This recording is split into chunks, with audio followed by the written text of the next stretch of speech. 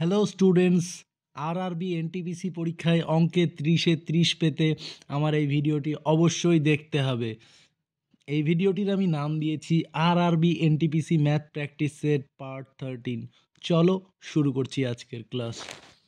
দেখো, প্রথম প্রশ্নেই বলছে 200 এবং 300 এর মধ্যে কোন বৃহত্তম সংখ্যাকে 6, 8 এবং 9 দ্বারা ভাগ করলে প্রতি ক্ষেত্রে 5 অবশিষ্ট থাকবে। দেখো, এই প্রশ্নটি খুবই একটা সুন্দর প্রশ্ন। এই প্রশ্নটাকে আমরা 5 সেকেন্ডের মধ্যেই উত্তর করতে পারি। কিভাবে? দেখো, বলছে 200 এবং 300 এর মধ্যে কোন বৃহত্তম সংখ্যাকে 6, 8 এবং 9 দ্বারা ভাগ করলে প্রতি ক্ষেত্রে 5 অবশিষ্ট থাকবে। তাহলে দেখো, অবশিষ্ট যেহেতু 5 থাকবে, আমি এই প্রত্যেকটা অপশন থেকে 5 যদি বাদ দিয়ে দিই, কত হবে? 283, 280, 288 আর 223। এবার দেখো, 6, 8 আর 9 দ্বারা ভাগ করতে হবে। দেখো, 6, 8, 9 দ্বারা ভাগ, 9 দ্বারা ভাগ করতে গেলে আমাকে অবশ্যই অঙ্কগুলির যোগফল 9 দ্বারা বিভাজ্য হতে হয়, এবং 8 দ্বারা বা 6 দ্বারা ভাগ হতে গেলে অবশ্যই এককের ঘরে জোড় সংখ্যা থাকতে হবে। তাহলে দেখো, প্রথমেই এককের ঘরে বিজোড় সংখ্যা আছে এইটাতে, এই দুটো বাদ। তারপরে দেখো, এই দুটো আমার কাছে অপশন পড়ে থাকলো। এবার দেখো, 9 দ্বারা বিভাজ্য হতে গেলে অঙ্কগুলির যোগফলকে 9 দ্বারা বিভাজ্য হতে হয়। দেখো, 2, 8, 8 যোগ করলে হচ্ছে 18, এটা 9 দ্বারা বিভাজ্য। কিন্তু 2, 8, 0 যোগ করলে হচ্ছে 10, এটা কিন্তু 9 দ্বারা বিভাজ্য নয়। তাহলে এটাও বাদ। তাহলে আমার অপশন হবে এইটা, মানে 293, কারণ 5 অবশিষ্ট থাকবে। তাহলে আমার 293 হবে কারেক্ট অ্যান্সার, যেটা কিনা 6, 8 এবং 9 দ্বারা ভাগ করলে প্রতি ক্ষেত্রে 5 অবশিষ্ট থাকবে। চলো নেক্সট প্রশ্নে যাই। দেখো, এই প্রশ্নটা বলছে পরপর দুটি সংখ্যার বর্গের পার্থক্য 81 হলে বৃহত্তম সংখ্যাটি কত? দেখো, এই রকম অঙ্ক দিলে খুব সহজেই বের করতে পারি। যখনই দুটি সংখ্যার বর্গের পার্থক্য আমাকে দিয়ে দিবে, বৃহত্তম সংখ্যা আমরা কিভাবে বের করব? এইটার সঙ্গে জাস্ট কিচ্ছু না, 1 যোগ করে 2 দিয়ে ভাগ করে দিব। তাহলে 1 যোগ করলে কত হবে? 82 ভাগ 2, কাটাকাটি করে নিলে 4, 2, 8, 2, 1, 2, কত পেয়ে গেলাম বৃহত্তম সংখ্যাটি? 41। দেখো, অপশন 3 কারেক্ট। আচ্ছা, যদি ক্ষুদ্রতম সংখ্যা বের করতে বলতো, হ্যাঁ, একই রকম হবে, শুধু যোগটাকে আমরা বিয়োগ করে দিতাম, বাই 2 করে দিতাম, তাহলেই পেয়ে যেতাম। সেটা কত হতো বলো তো? 80 ভাগ 2 মানে 40। খুব সহজ না? চলো নেক্সট প্রশ্নে যাই। দেখো, এই প্রশ্নটা বলছে 3000 থেকে কোন ক্ষুদ্রতম সংখ্যা বিয়োগ করলে বিয়োগফল 7, 11, 13 দ্বারা বিভাজ্য হবে। দেখো না, 7, 11, 13 এরা কিন্তু মৌলিক সংখ্যা। তো এই রকম ক্ষেত্রে আমাদের যেটা করতে হবে, এদের তিনজনেরই গুণ করে দিতে হবে। তাহলে গুণ করে দিলে কত পাবো বলো? 7, 11, 77, 77, 13 কত হবে? 77, 13 যদি আমরা গুণ করে নিই, 3 সাথে 21, 21, 231 আর 77 হবে 1010, মানে 1001। তাহলে দেখো, 7, 11, 13 দ্বারা বিভাজ্য ক্ষুদ্রতম সংখ্যাটা 1001। তাহলে একে যদি 2 দিয়ে গুণ করি পাবো 2002, যদি 3 দিয়ে গুণ করি পাবো 3003, কিন্তু 3000 থেকে ছোট। তাহলে 2002 হবে বিভাজ্য সংখ্যাটা। তাহলে 3000 থেকে কত বিয়োগ করতে হবে? এই যে বিয়োগ করলেই পেয়ে যাব 899, মানে 998। ক্ষুদ্রতম সংখ্যাটা কত হবে? 998, অপশন এ। বোঝা গেল? চলো নেক্সট প্রশ্নে যাই। দেখো, এই প্রশ্নটা বলছে একটি মিশ্রণে দুধ ও জলের অনুপাত 3:2। যদি মিশ্রণে জল অপেক্ষা দুধ 3 লিটার বেশি থাকে তবে দুধের পরিমাণ কত? আচ্ছা দেখো না, মিশ্রণে দুধ জলের অনুপাত কত? 3:2। তাহলে এদের পার্থক্য কত হবে? এক ভাগ। তাহলে 1 ভাগ মানে দেখো, বলছে 3 লিটার বেশি আছে দুধ, তাহলে দুধের পরিমাণ অনুপাতে কত? 3। তাহলে 3 ভাগ মানে কত? 3 গুণিত 3, 9 লিটার। তাহলে মিশ্রণে দুধের পরিমাণ কত? 9 লিটার। খুব সহজেই পেয়ে গেলাম। দেখো, অপশন 2, 9 লিটার কারেক্ট অ্যান্সার। চলো নেক্সট প্রশ্নে যাই। দেখো, এই প্রশ্নটা বলছে দুটি সংখ্যা তৃতীয় একটি সংখ্যার চেয়ে যথাক্রমে 20% এবং 50% বেশি, তাহলে প্রথম সংখ্যাটি দ্বিতীয় সংখ্যার শতকরা কত শতাংশ? আচ্ছা দেখো না, এই প্রশ্নে যদি আমরা তৃতীয় সংখ্যাটাকে ধরে নিই 100, তাহলে প্রথম সংখ্যাটি কি বলেছে? কি বলেছে? তৃতীয় একটি সংখ্যার চেয়ে দুটি সংখ্যা 20% আর 50% বেশি। তাহলে তৃতীয় সংখ্যাটি যদি 100 হয়, তাহলে প্রথম সংখ্যাটি কত? 20% বেশি, মানে কত? 120 হবে। আর দ্বিতীয় সংখ্যাটি কত? 50% বেশি, মানে কত হবে? 150 হবে। এর থেকে 50% বেশি, এর থেকে 20% বেশি। এটা হলো আমার প্রথম সংখ্যা, এটা হলো দ্বিতীয় সংখ্যা। এবার দেখো কি বলেছে, প্রথম সংখ্যা দ্বিতীয় সংখ্যার কত শতাংশ? আচ্ছা, প্রথম সংখ্যা কোনটা? এটা। তাহলে আমাকে দেখো, প্রথম সংখ্যা বলেছে কি দ্বিতীয় সংখ্যার কত, তাহলে আউট অফ দ্বিতীয় সংখ্যা ইন্টু 100 করে দিলে শতকরা পেয়ে যাব। চলো শূন্য শূন্য কাটা, 4 3 12, 5 3 15 আর 5 20-তে 100। তাহলেই দেখো 4 20 80, মানে কত শতাংশ হবে? 80%। প্রথম সংখ্যা দ্বিতীয় সংখ্যার 80%। দেখো অপশান 2। বোঝা গেল? চলো নেক্সট প্রশ্নে যাই। দেখো এই প্রশ্নটা বলছে, এক ব্যক্তি 61 কিমি পথ 9 ঘন্টায় অতিক্রম করে। এই যাত্রাপথের কিছু অংশ পদব্রজে তিনি 4 কিমি প্রতি ঘন্টা বেগে এবং বাকি অংশ 9 কিমি প্রতি ঘন্টা বেগে সাইকেলে অতিক্রম করেন। তিনি পদব্রজে কতটা দূরত্ব অতিক্রম করেছিলেন? দেখো না, আমরা যদি দেখি যে তিনি পদব্রজে আমি ধরলাম এক্স কিলোমিটার দূরত্ব অতিক্রম করেছিল, তাহলে এই এক্স কিলোমিটার যেতে 4 কিলোমিটার বেগে সময় কতটা লাগবে? এতটা। এবার এক্স কিলোমিটার গেলে বাকি পথ থাকলো কত? 61 মাইনাস এক্স কিলোমিটার। এটা উনি কিসে গেছিলেন? সাইকেলে। তাহলে সাইকেলের বেগ কত ছিল? 9। ভাগ করে দিলে আমি সময় পেয়ে গেলাম। দেখো এই দুই সময় মিলিয়েই তো আমার মোট সময় কত দিয়েছিল? 9 ঘন্টা। এটাকে সমাধান করে নিলে এক্স মানে তিনি পদব্রজে কত কিলোমিটার গেছিলেন পেয়ে যাব। চলো সমাধান করে নিই, চলো দেখি। এটা দিয়ে যদি এটাকে করি 9x প্লাস এই 4 দিয়ে যদি একে গুণ করি পাবো কত? 244 মাইনাস 4x বাই 4 9 36 সমান সমান কত পাবো? 9।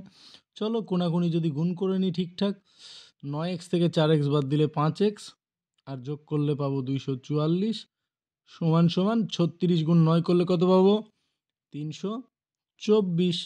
এবার 5x সমান সমান যদি 244, এর সঙ্গে 244 যোগ করলে 324, তাহলে বিয়োগ করে দিলে 5x কত পাবো দেখি তো। চলো 5x কত পাবো? 324 থেকে 244 বিয়োগ করলে পাবো 80, আর 5 দিয়ে 80কে কাটলে পাবো বলো কত? 5 16 80। তাহলে এক্স কত পেলাম? 16। মানে তিনি কতটা পায়ে হেঁটে গেছিলেন পদব্রজে? 16 কিলোমিটার। দেখো অপশান 4, 16 কিলোমিটার। বোঝা গেল? চলো নেক্সট প্রশ্নে যাই। দেখো এই প্রশ্নটা বলছে, একটি বাগানে যতগুলি সারি আছে প্রতি সারিতে ততগুলি গাছ আছে। বাগানে মোট গাছের সংখ্যা 5776 হলে কতগুলি সারি আছে?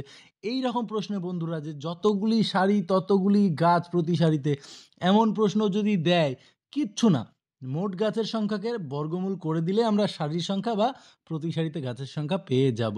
চলো আমরা কতর বর্গমূল করব? 5776-এর বর্গমূল, তাই তো? 5776-এর বর্গমূল আমরা কিভাবে বের করব বলো?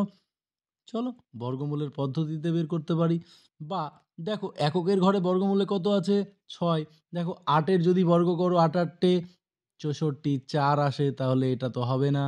6-এর যদি করো দেখো 8 8 64, 80-র যদি করো 8 8 64, 6000-এর উপরে চলে যাবে, তাহলে এটাও হবে না। 100 100 10,000 হয়, এটাও হবে না, তাহলে কত হবে? 76। খুব সহজেই আমরা পেয়ে গেলাম কত হবে? 76। অপশান এ হবে আমাদের কারেক্ট অ্যান্সার। বোঝা গেল? চলো নেক্সট প্রশ্নে যাই। দেখো এই প্রশ্ন বলছে, কোনো পরীক্ষায় পরীক্ষার্থীর 52% ইংরেজিতে ফেল, 46% অঙ্কে ফেল। যদি উভয় বিষয়ে ফেলের হার 21% হয়, তবে শতকরা কতজন উভয় বিষয়ে পাশ করেছিল? আচ্ছা দেখো না, ইংরেজিতে ফেল কত? 52%। অঙ্কে ফেল কত? 46%। আর উভয় বিষয়ে ফেল কত? 21%। তাহলে শুধু ইংরেজিতে ফেল কত? এদের মাইনাস করলেই পাবো কত বলো? 31%। আচ্ছা বলো তো, শুধু অঙ্কে ফেল কত শতাংশ? এদের মাইনাস করলে পেয়ে যাবো কত বলো? 25%। এবার দেখো, এটা উভয় বিষয়ে ফেল, এটা ইংরেজিতে ফেল, এটা অঙ্কে ফেল, মোট করলে কত পাবো? 30 20 50 20 70 75 76 77, তাহলে 77% টোটাল ফেল। মোট ছাত্র কত? 100%। বিয়োগ করলেই কত পাবো বলো? 23। তার মানে এই 23% হবে উভয় বিষয়ে পাস। চলো উভয় বিষয়ে পাস পেয়ে গেলাম কত? 23%। অপশান 2 হচ্ছে আমার কারেক্ট অ্যান্সার। চলো নেক্সট প্রশ্নে যাই। দেখো না, এই প্রশ্নটা বলছে, কোনো দ্রব্যের বিক্রয় মূল্য 616 টাকা হলে 12% লাভ হয়। তাহলে ক্রয় মূল্য কীভাবে পাবো? 616কে যদি আমরা 112 দিয়ে ভাগ করে নিই, তাহলে আমরা আর 100 দিয়ে গুণ করে নিই, তাহলে আমরা কি পেয়ে যাব? ক্রয় মূল্য। চলো, আর ক্রয় মূল্য পেয়ে গেলে আমি এত টাকা বিক্রয় মূল্য হলে ক্ষতিটা বের করতে পারবো। চলো 4 দিয়ে কাটি, 4 2 8, 4 8 32, 4 দিয়ে, 4 1 4, 4 5 20, 4 4 16। চলো এটাকে কি আর কাটা যাবে? হ্যাঁ, 2 বার দিয়ে 14, 14 1 14, 14 1 14 11, এটাকে চলো 50, তাহলে 11 50 কত হবে? 500। 50, তার মানে 550 টাকা হলো আমার ক্রয় মূল্য। আর ক্রয় মূল্য পেয়ে গেলে এখান থেকে আমি মাইনাস করে দিলেই আমার ক্ষতিটা পাবো না? কত হবে বলো? 550 বিয়োগ 462, চলো বিয়োগ করে দিই। 10 থেকে 2 বাদ দিলে 8, হাতে 1, 7, 12 থেকে 5, 15 থেকে 7 বাদ দিলে 8। তাহলে আমার ক্ষতি কত হবে? 88 টাকা। দেখো অপশান 2 হচ্ছে আমার কারেক্ট অ্যান্সার। খুব সহজেই বেরিয়ে গেল। চলো নেক্সট প্রশ্নে যাই। এই প্রশ্নে দেখো বলছে এ এবং বি এর মাসিক বেতনের অনুপাত 3:5। প্রত্যেকের বেতন 200 টাকা করে বাড়লে অনুপাত হয় 13:21। তাহলে এ এর মাসিক বেতন কত ছিল? দেখো এই প্রশ্নে এর মাসিক বেতন যদি আমি ধরে নিই ছিল 3x, আর বি এর যদি ধরে নিই 5x, তাহলে 200 করে বাড়ালে কত হবে? এত প্লাস 200 বাই এটা প্লাস 200। দেখো বাড়ানোর পরে অনুপাতটা কত হয়েছে? 13/21। এটাকে সমাধান করে নিলেই আমি খুব সহজেই এক্স এর ভ্যালু পেয়ে গেলেই এর মাসিক বেতন কত ছিল পেয়ে যাব। চলো 3 একুশে 63x, 21 দুয়ে 4200 সমান সমান বলো 5 13 65x, আর 13 দিয়ে 2600। চলো 63টাকে এদিকে নিয়ে গিয়ে বিয়োগ করলে পাবো 2x, আর 2600টাকে এদিকে নিয়ে এসে বিয়োগ করলে পাবো বলো 1600। তাহলে 2 দিয়ে কাটো, কত পেয়ে গেলাম? এক্স পেয়ে গেলাম 800। এক্স যদি 800 হয় তাহলে এর মাসিক বেতন কত ছিল? 3x, মানে 3 8 2400। খুব সহজে দেখো এর মাসিক বেতনটা পেয়ে গেলাম, কত ছিল? 2400। Option 3 correct answer. চলো নেক্সট প্রশ্নে যাই। দেখো এই প্রশ্নটা বলছে রাম, যদু ও আলী 800, 600 এবং 1000 টাকা দিয়ে ব্যবসায় নামে। মোট 480 টাকা লাভ হলে যদুর লভ্যাংশ কত? আচ্ছা দেখো না, এই সব ক্ষেত্রে আমরা কি করি, যে লভ্যাংশের অনুপাতটা বের করি। অনুপাতটা কীভাবে বের করব? ওরা যে টাকাটা ইনভেস্ট করেছে সেই টাকাটা, যে টাকা ব্যবসায় দিয়েছে, তাহলে দেখো কত টাকা দিয়েছে? 800, 600 আর 1000। দেখো এদের যদি অনুপাত বের করি, দুটো দুটো দুটো করে শূন্য বাদ, তারপরে যদি 2 দিয়ে ভাগ করি পাবো 4, 3, 5। এইটা হচ্ছে তাদের লভ্যাংশের অনুপাত। এবার কার লভ্যাংশ? দেখো আমাকে বলেছে যদুর লভ্যাংশ। যদুর লভ্যাংশ কত? দেখো 3, আর মোট লভ্যাংশ কত? 4 3 7 5 12। তাহলে যদুর লভ্যাংশ হচ্ছে 3, মোট লভ্যাংশ 12। তাকে যদি আমরা 480 দিয়ে গুণ করে দিই তাহলেই পেয়ে যাব যদুর লভ্যাংশ। 12 4 48 শূন্য, তাহলে 40 গুণ 3 মানে 120। তাহলে যদুর লভ্যাংশ কত হবে? 120 টাকা। দেখো অপশান এ কারেক্ট অ্যান্সার। চলো নেক্সট এবং লাস্ট প্রশ্নে আজকের। দেখো এই প্রশ্নটার উত্তর তো আমরা মুখে মুখেই বলে দিতে পারবো। দুটি সংখ্যার যোগফল দিয়েছে আমাকে 28, আর বিয়োগফল দিয়েছে 16। তাহলে গুণফল বের করতে বলেছে। আচ্ছা আমরা যদি কোনো দুটি সংখ্যার যোগফল আর বিয়োগফল জানি, তাহলে সংখ্যা দুটি খুব সহজেই বের করতে পারি। কিভাবে? ওদের যোগ করে বাই 2 করলে বড় সংখ্যা পাবো, আর বিয়োগ করে বাই 2 করলে ছোট সংখ্যা পাবো। চলো 28 আর 16 যোগ করি।